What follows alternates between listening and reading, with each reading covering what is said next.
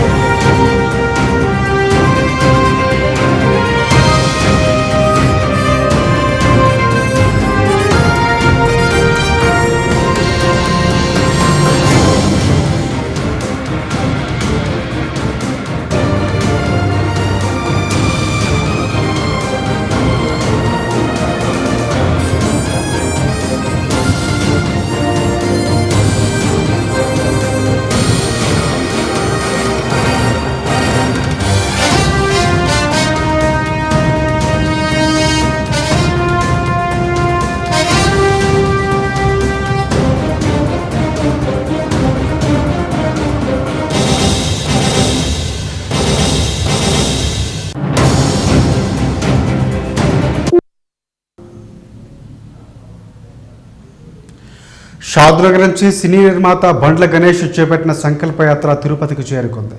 తిరుపతి దగ్గరలో మంగళం ప్రాంతానికి చేరుకున్న బండ్ల గణేష్కు పలువురు టీడీపీ నేతలు, ఫ్యాన్స్ ఘన షాద్నగర్ నుంచి మొదలైన ఈ సంకల్పయాత్ర 22 రోజుల పాటు సాగింది. ఏకంగా 500 కిలోమీటర్లు సాగిందని, నీతి నిజాయితీతో చేసిన యాత్రని బండ్ల గణేష్ వెల్లడించారు. ఈ రాత్రికి అలిపిరి వద్ద బస చేసి మంగళవారం తెల్లవారుజామున తిరుమల శ్రీవారిని దర్శించుకోబోతున్నట్లు తెలిపారు.